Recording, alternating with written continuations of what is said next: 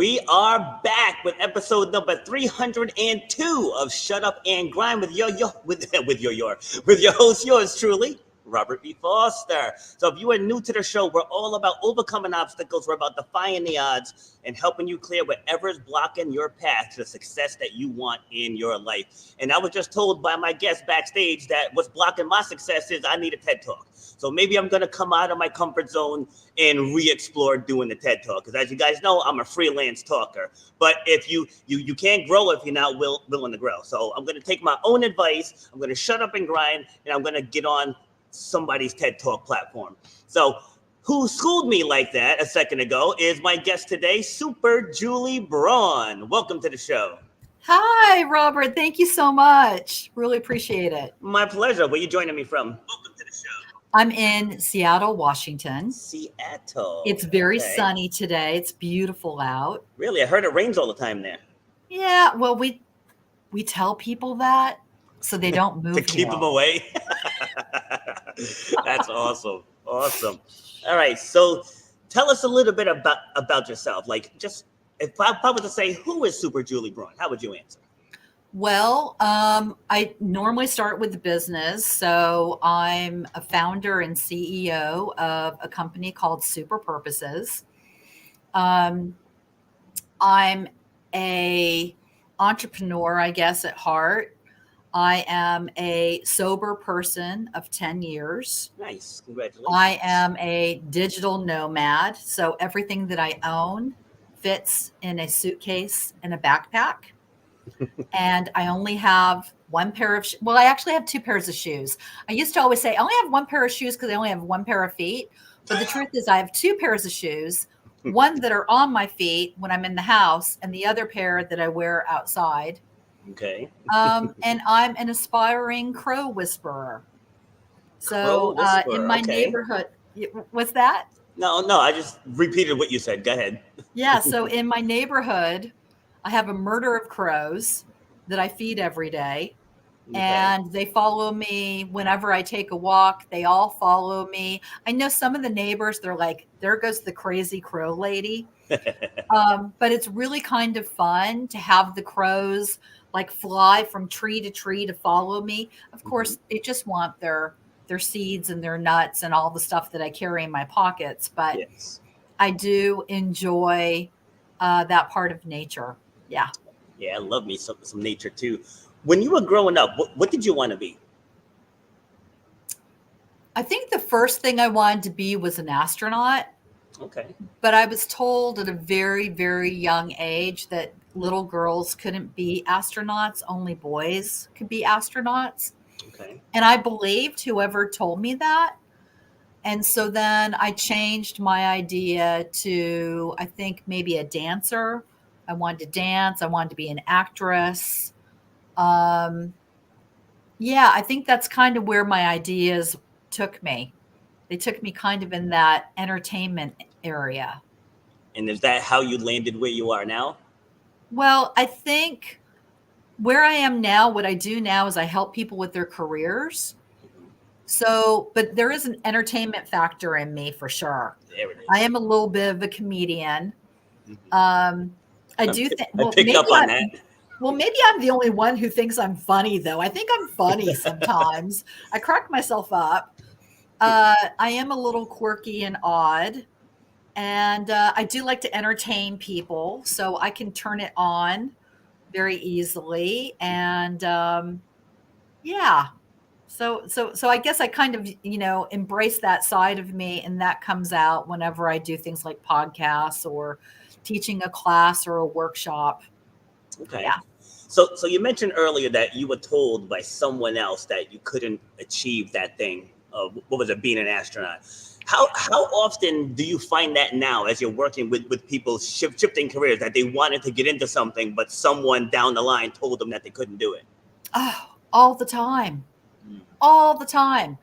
It's interesting because when someone tells you you can't do something, what they're really saying is that they couldn't do it. Right? Exactly. So they're kind of projecting their own insecurities and thoughts about themselves onto whoever wants to make the change. And we're with people all the time. They're in this transition. In fact, Robert, one of the things that I think we really specialize is in people changing their careers. Yeah. At some point in life, I think it's somewhere maybe in the mid 30s to 50s, 60s. I mean, I'm 60, so I think I fall into this category. We will wake up in the middle of the night. It'll be that 3 o'clock, and we'll wake up and we'll stare at the ceiling. And we will say, sometimes if there's no one next to us, we'll say it out loud, but usually we'll say it in our head. Why am I here? Why do I exist? Why am I doing the job I'm doing? What's my mission? And it can be, that existential crisis can be really rough. Yes. Because we can start feeling totally lost, inadequate, stuck in our lives. We can lose our passion for just everyday things. We can start getting depressed. We can start thinking that we're never going to be happy. And from that darkness, this is what I believe. From that going to those dark places, for me, is where the seed starts to grow. Mm-hmm. And when people come to us at Super Purposes and they're like, yeah, I've been doing this job. Like right now, we have a client. We've been working with her for 3 sessions. And she's been in a job for 16 years. She loves her company, but they don't really love her back the same way. They don't honor her. Yeah. And she's moved around in the job. She started off in accounting and then she moved into project management. And she feels daily disrespected. And so when I met with her the first time, she shared that with me. And I was like, well, how would you like to go where you're going to be honored?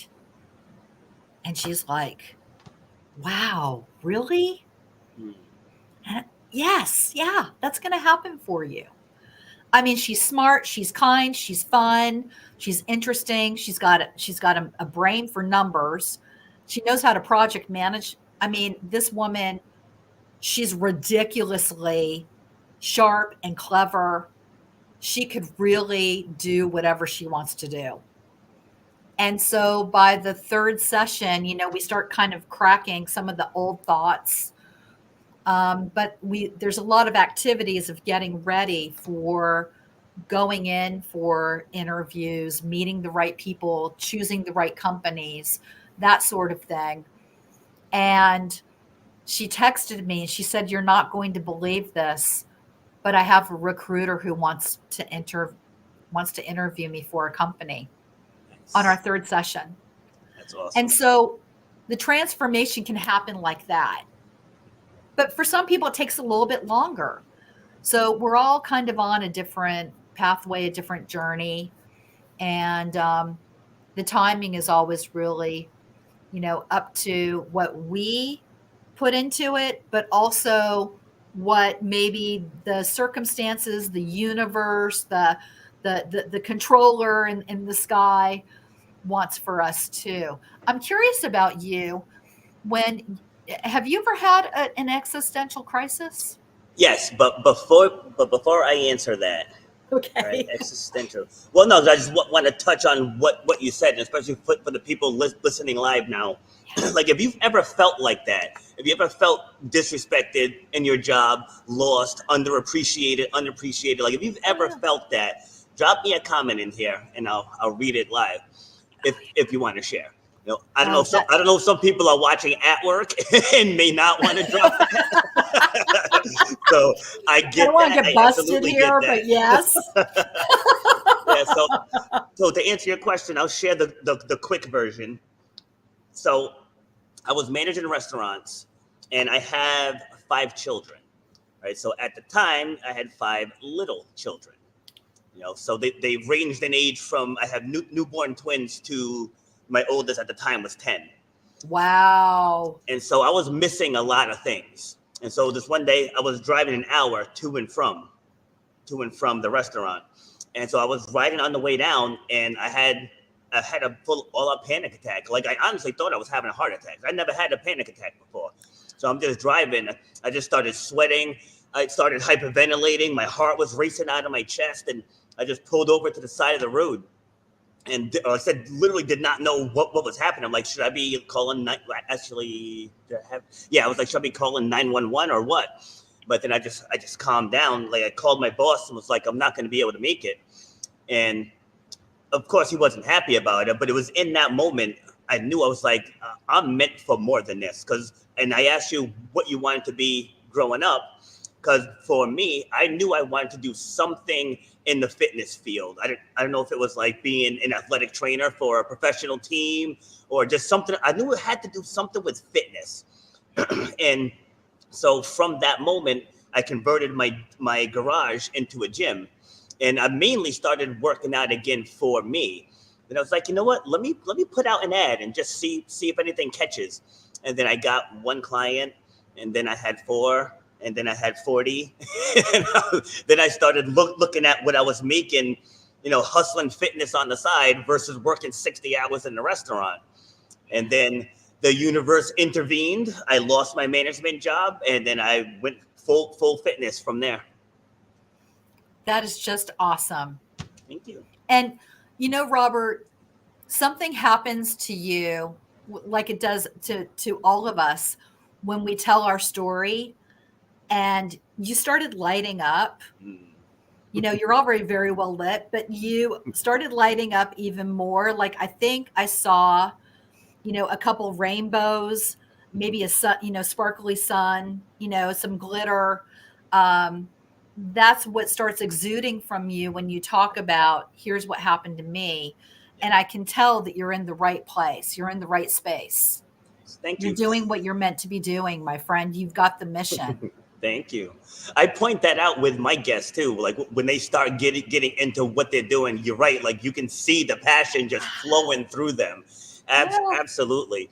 But let's get back to people who are stuck, right? So people who come to you, what state is that person in when they reach out to you? Everybody is all over the place. Some people come. I met a guy just yesterday, and he was angry. I wasn't able to accept him as a client because he needs to learn how to manage his anger first. But he was mad because he had all these certifications. He's probably in his late 30s. He wants to work in what sounded like cyber tech. He had done all these hackathons, and he just rattled off like 50, certifications. I just listened to him. Yeah. And he started getting more and more angry that he couldn't get a job because he doesn't have the experience. But all of those certifications are experience. Yeah. And his problem, he probably has a lot of problems, but his first problem is he has to manage the anger. Yeah. Because I'm his friend. I'm like, hey, I'm here to help you. Don't yell at me. Bring it down. You're at 200 degrees. I want you to be down to a nice, comfortable 70 degrees. Can you do that? He couldn't. Yeah. So that was problem number one. But problem number two is he had a packaging problem. That's what I just want to jump in quick. I knew you were going to say that. I said, because he doesn't know how to sell himself. Right. That's what it is. All right. Sorry. Continue. Yep. No, you're absolutely right. Many of us don't know how to package ourselves in a way that is very attractive to either potential clients. Like, if we want to start our own business and we're like, well, I don't know how to package to myself to, someone who would want to buy my stuff. And sometimes we don't know how to package ourselves to a new employer. Either way, it is a problem because you might be the perfect person for the job, but no one's ever going to know that. Yeah. And there's some key components that are really embedded in this. One of my favorite components that I love to talk about is charisma. And some people immediately have it. You're like, oh, that person's charismatic. I get it. I feel the vibe. And other people are just bland and boring and beige, and they're just have no personality. They don't know how to turn on the warmth. Charisma is two different components of warmth and competence. The ability to do whatever you say you're going to be able to do. And a lot of people, when they go into interviews or when they're making a change, they're really maybe very, very strong on the competence. But if they don't turn up the warmth, they're never going to be believed that they can do the job. So it's this beautiful combo platter of two things. And charisma can and is learned. It is something that people learn. Most of us don't wake up, coming out of, being a baby out of diapers, and we're like, all of a sudden we're like, yay, we're really awesome, charismatic. It's something that gets built. So, but answering back, I kind of went off on a tangent. It's all good. It tends to happen. Yep. But getting back, people come in all different varieties. Some people come completely depressed. Some folks come just their confidence is in the gutter. They just think, why would anybody ever want me? And I get the opportunity to reawaken how awesome they are. Love that. Yeah. Love that. 'Cause that's what I do here in the gym. Like my bread and butter are people who were former athletes. Yeah. Because it's in there. Like maybe they became a mom or they became a dad, they got married, they're raising a family, they have their careers, and they kind of let themselves go a little. But that athlete is in there lying dormant. And through my trainings, we reawaken that inner athlete. It's tougher with people who've been sedentary their whole lives. Like that's, I'll work with them, but that's not my strong suit. It's tough to get someone to feel something that they've never felt. Yeah. But like if you've been an athlete, I can tap into that mindset very, very easily, and you pull it out of them, and just the results that people get here. It's insane. Like this month for April, we're doing a pull-up challenge. And when I first announced in the middle of March that April we're going to be pull-ups, especially a lot of the ladies were like, oh, I'm not going to be participating in that challenge. And right now I have 22 names on the list of people who have done at least one unassisted pull-up, just from simply giving them the belief that you can do it. That is remarkable. Yep, I understand those ladies going, not me. I get that. I get that. The upper body strength is not as solid as you guys with the guns out there. But I can tell, Robert. It can be built, though. It can be built. I love that you have a very special niche of people. I really understand that. Former athletes. I think that's fantastic. And reawakening those people, man, that is just awesome. I can tell that you're really good at what you do. Thank you. Yeah. Now, where are you located? I'm in Rhode Island. Oh, okay. Because I was going to say, maybe I might make a visit to your gym. Oh, I'm going to come 3,000 miles? Well, you know what? I'm in New Jersey in August, so I'm going to do a drive-by. Nice. Yeah. New Jersey in August. Where in New Jersey? I'm going to be in Jersey City. They're actually calling it Newport now. It's getting kind of posh.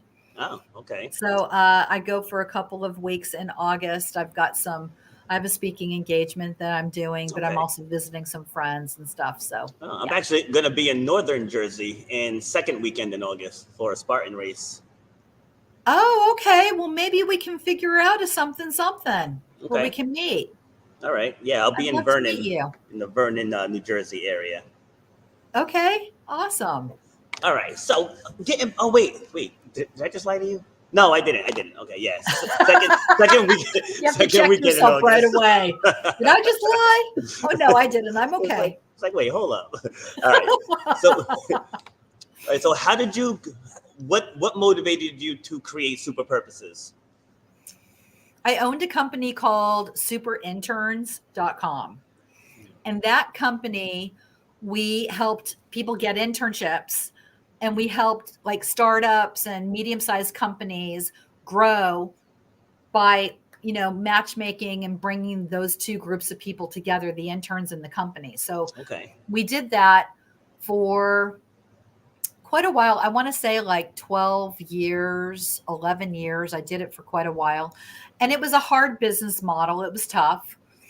But we worked with over 500 companies, Wow. and we worked with over, I'm going to say 15,000 interns. And we helped those interns leverage that experience into a job. Okay. So we helped people, grow. And I kept saying to myself, what should this pivot to? Because I feel like the interns really don't have a salary, so they can't pay us. We were only monetizing the employer. And that, again, that was a tough model. So I said, wouldn't it be great if we could pivot our business a little bit to help people just in their careers in general? Let's start working with people who have salaries, who can pay us, and let's get them jobs that have meaning. Because we work with people all the time. Have you ever heard of this saying when people say, I work hard so I can play hard? Yes.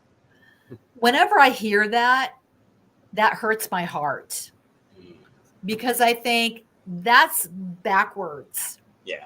If you're working 5 days a week hard, 40 hours, 50 hours, 60 hours a week, to enjoy the 2 days on the weekend or whatever your schedule is, that's not a good, equitable use of your time. You should love what you're doing. You should find meaning in what you're doing in those 5 days and enjoy the 2 days. Yes. And so we're very mission driven. When I meet with people, we really like drill down into their values and what they care about, what's important to them. Most people don't even know what they value. They'll say things like, I value my family, or I value my church. And yes, okay, we get that. But what are the other things you value? And we work with a company called Value Graphics. They are a company that has the largest database about what people value in the world. And we know what the top 56 values are. So when we slide this in front of everybody and we ask them, circle your values, they start having a real serious conversation with themselves. And they start identifying what really matters. And from that, they start realizing that filling out online applications is not the way to get a job where you should be working. You need to identify the companies first with your values so that you have a beautiful marriage, and that you're working in a job that becomes your magnificent obsession. It becomes such a beautiful life. It is a very, very, very different way of living than dragging your knuckles, going into work, going into a job where you're like, I don't like anybody in my office. I'm going to go clock in. I'm going to collect my paycheck. I'm going to get out of there. Hear it And every then day. Go ahead. No, I just said I hear that every day, but go ahead. Yeah. No, I mean, you can relate to this, and we can all relate to, and we've all probably had those jobs before. But when you experience something that is different, you will never go back to that mundane, lifeless work. And, and maybe I should say it's not never, because sometimes we have to pick up a side hustle and we're like, I don't know why I'm doing the side hustle, but I'm going to do it. And that will help us out financially or whatever. It'll help us grow. But we'll even look at that work differently. You start seeing your work is having meaning. versus just going through the action. See, like if I always tell people who are in jobs that they don't like, I'm like, that's because you need to be serving. Like there are people who are just workhorses and they just want to work all day long, and that's cool. If that's you, do what makes you happy. But there's people like me, because I was on that train where I was in the restaurant anywhere from 45 to 70 hours a week, and I was good at it. I was helping people get skills. I brought up countless managers over the years, but me personally, I was unfulfilled because I was like, I need to be doing something where I can help people. Like now, I'm a very, very busy person, but everything that I do is within my heart-centered, my natural heart-centered state, helping people here in the gym, doing the podcast, meeting wonderful people like you, sharing our stories with the audience. I'm going to leave here and go down to the track practice where I'm empowering the next generation, and then tomorrow I'm emceeing an event to spread the word about obstacle course racing. So like, even though, yeah, you can say you work a lot, it's a long day, but I'm never tired when I'm doing it because this is what I belong doing. And so for the people out there, if you're listening to this, if you can relate with this, and Super Julie said the key word when you were talking last, and that word was pivot. She said pivot. It's like you don't always necessarily have to crumble it down and start fresh. Maybe like if you're in computer programming or something and you're working for a company, they don't treat you well. Maybe pair up with someone and start your own. And then that headache goes away. Like, how many different times I switched my fitness training style? It's like I tried to be everything for everyone. I tried to do kids classes, trying to do this, trying to do that. And then I finally got a business coach, and he's like, look at your classes currently. Who is coming in the most? And I said, about moms like 35 and up. He's like, there you go. He's like, lean into that market. And then business took off just from making that awesome. That one little shift. It was amazing. I have chills right now. Every hair on my head, and I won't get more descriptive than that, but every hair is standing on end. That is exactly it. It's when the alarm clock goes off. Now, I like to sleep in. I'm not going to lie. If I could sleep in, I would. I'd hit the alarm clock a few times. But now, when the alarm clock goes off, I can't wait to get out of bed because all the different people I get to meet and work with, all the creative people, like my team is super, super creative. We are a cabal of weirdos. We did 2 years ago, or now it's closer to 4 years. When COVID happened, I was kind of like, we were just starting to do this pivot, and I was like, oh my God, what are we going to do? We've got this, the house is on fire. What are we going to do? And I was like, oh, wait a second. We're not the people that run away from the house. We're the people who run into the house and we save people. So here's what we're going to do. We're going to find 5 people across America, and we're going to document their job search during COVID. We filmed it. It was a 12-week docuseries. We taught them how to manage their career. And this year we've won our 3rd award, our 3rd gold award for our docuseries. Awesome. So we're a triple threat. And the docuseries is called From Ground Zero to Career Superhero. And so we don't just do the work we do, but we do a lot of creative things around it that make everything not mundane and boring. And for all of the people who are watching this live or who will watch it in the future, you get to create whatever life you want to have. Like, we're the master creators here, not other people. Even though sometimes we think, oh, my parents tell me what to do, or my husband, my wife, my partner, my children, whatever, everyone's telling me what to do. But you're the person who's in charge. Yes, absolutely. Yeah. I was working with a woman here. She's she's been with me about 8 years now, I'd say. And she was constantly complaining about her job. And she likes fitness. She got certified to train and everything. And I told her, I said, look, just start. Like, just start. I said, I started with one client. And then 2 years later, we had the ribbon cutting on a 5,000 square foot facility. So, Wow. but I said, just get started. I said, what's troubling you now is that you're in your nervous box. It's like, well, you're in the what if box, like the negative what if box. Yeah. I said, so we have to switch you to the positive what if box. Yes. But she's like, I don't have a big social media following. My friends won't pay these prices. And she's just going right down the list. I said, all of these things you're worried about, you haven't even tested them out yet. Right. All of them. Yeah. You haven't made one post yet. You don't know how people are going to respond. You haven't put out any offers, so you don't know if people will pay for it. And she was actually in class this morning, and she was telling me that she teaches kickboxing on Tuesday nights. And she said that she had almost 10 people in class. Wow. I told her, like, if you just get started, the doors open. Like, you can't see the doors open because you're too busy looking in your what if box. Yes. Oh my gosh, that's such great advice.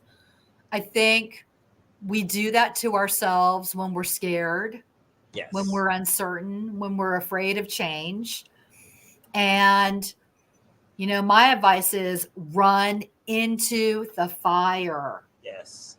Be the person who has the courage to even just make the smallest first step. Yep. Make the first step. And it's when we get out of our heads and we get into action, that's when we start to see the results of our work. Yes. We can't think about things too long. In fact, I have this habit. I don't know what you do, Robert, but I have this habit. Whenever I have a harebrained idea, no matter how wacky it is, I will tell people who are already in love with my ideas. So that's basically my team. So I go to my team and I'm like, okay, I have a crazy idea. What do you all think about this? And they're like, oh my God, that sounds like so much fun. Let's do that. And so after I say it, now I have to get into action and I have to uphold my integrity because I have to do what I said I was going to do, or the thing that I thought I wanted to do on my career bucket list, whatever that is. If I say it, okay, people love that idea. All right, let's start taking steps. Yes. And it can be the thing that gets you out of the vortex of, I can't, I've got a crutch, people will tell me no, what happens if. I love the what if box. Sorry, there's a bug terrorizing me over here. Trying to get it away from me. You know how this thing got in. It's live, man. You never know what's going to happen. For real. That's the fun of it. Yeah. But yeah, like getting people to take that first step. That's the toughest part. Even in helping people create stories from their past pain, past trauma. Yeah. Right? I'm like, you can take that pain, and you got two choices with it. So you can take that pain, keep it inside until it consumes you, or you can take that pain and use it to help lessen someone else's pain.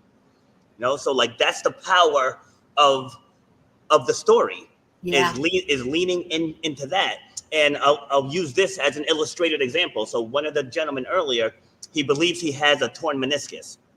And so, he said he wants to hold off surgery as long as possible. And I said, why?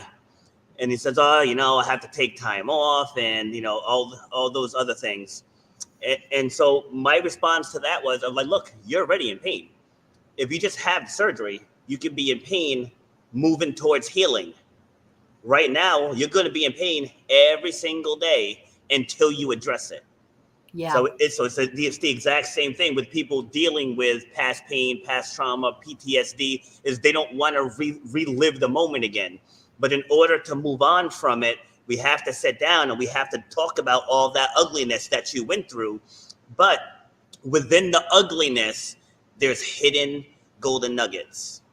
Oh my gosh. Right? So my friend Mel Robbins, who does a podcast, it's pretty big. Mm-hmm. She interviewed this guy, I can't remember his name, but it was all about happiness. Mm. It's a recent podcast. And he said, everybody knows what PSTD is, right? Everyone knows what post-traumatic stress syndrome is. But very few people know what post-traumatic growth is, Mm. PTG. Yes. And that is growing from the trauma. It's not being stuck in and reliving it over and over and over again. It's Yes. dealing with it, seeing it, understanding it, and growing from it. Accepting it also. Yes, Yes. yes, for sure. And so this is what you're helping your client do with the meniscus issue. Yes. Yeah. I'm Yeah. like, if you just address it, you can start healing. It's like, if you don't address it, you're going to be in pain every day. Yeah. It's like, who wants that? Not me. So, describe for me one of the best talks you've given. I'm going to say it was probably I was the moderator actually between two business owners. Um, One was a makes ice cream, a very special ice cream. It was in Columbus, Ohio, and the other person does bourbon, I think. And they actually collaborated on doing like a bourbon ice cream, which was interesting. But Okay. I was talking to like 3,000 people. It was at it was so bizarre because it really wasn't it had anything to do with career. It was more about being an entrepreneur. Yes. But it was to the nursery industry in Columbus, Ohio. And it was such a fascinating conversation that I got to have with these two super creative people doing their collaboration, talking about what made their business different, talking about what made them special and unique, talking about why they could charge, double what their competition charges, the kind of experience that they were giving their customers. And yeah, it was very cool, and it was very well paid, by the way, too. So I love paid speaking engagements when they happen. Yeah. They're super cool. I'm curious, why did you ask me that question? You know, I ask questions very randomly, just just Okay. just as I'm listening to you, like with your personality, we're vibing, and I'm just curious. Like, I'm just picturing you giving one of your talks, and it just made me wonder, like, which one stood out to you. Well, there's another one actually that stands out even more now that I'm here. Mm-hmm. So locally, I do a talk with a bunch of labor law attorneys. If you can imagine, they're very serious people. They Yeah. usually don't crack a smile. And a lot of HR people are in that room too. And it's not very fun. In fact, even just mentioning it makes my palms sweat. I'm kind of starting to sweat right now, Yeah. Robert. I'm going to be honest with you. Mm-hmm. I did my talk. I get up. I have, I take Q&A at the end. I'm getting bombarded with a lot of legal stuff. I'm like, oh crap, here I go. I'm going into the depths of hell. And when I finish the talk, I had long hair then. I take my hair out of my bun. I shake it. I put on my coat and I get out of there. I get into the elevator, and some other people that were in the room, I recognize them. They get on the elevator with me. And I'm at the back of the elevator and they're standing in front of me and the doors close. And a woman said, I don't care what anyone says. I thought she was funny. And then another guy goes, yeah, she was funny. She was interesting. She was entertaining. She was interesting. And the other guy goes, but guys, who calls themselves Super Julie? And I'm standing right behind them. And so the elevator opens and I, worm my way out of there and I turn around to them as the doors close and I go, I do. That's awesome. And the door closes and they're just like, they're like, oh, she was right there with us. And it was kind of funny because it taught me that sometimes we can be completely out of our element and we can give something to that audience that they absolutely need.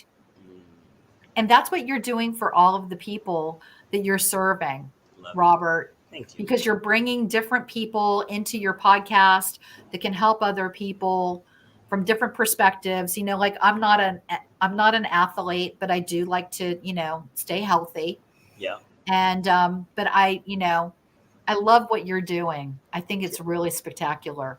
Thank you very much. Appreciate that.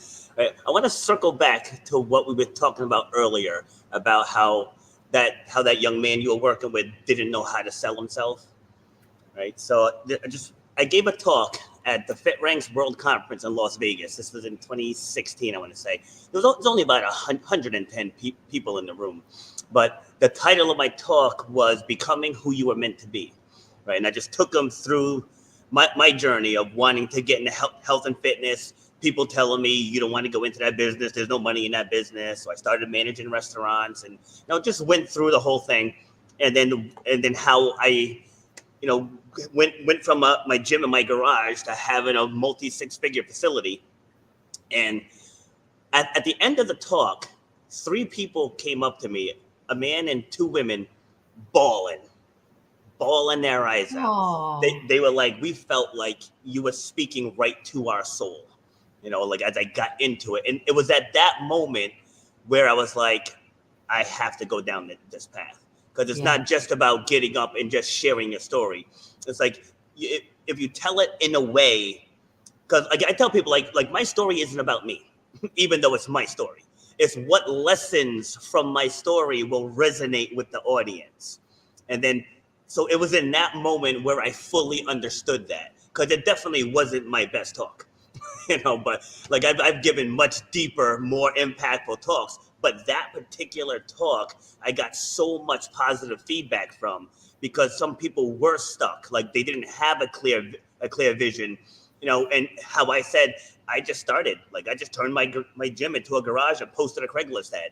That was how I got started. There was So cool. no major loans or getting a business partner. It wasn't any of that stuff. I got Yeah. some used equipment. Like I sold myself so well, right? Before I even converted the garage, I started in the spare bedroom of my house.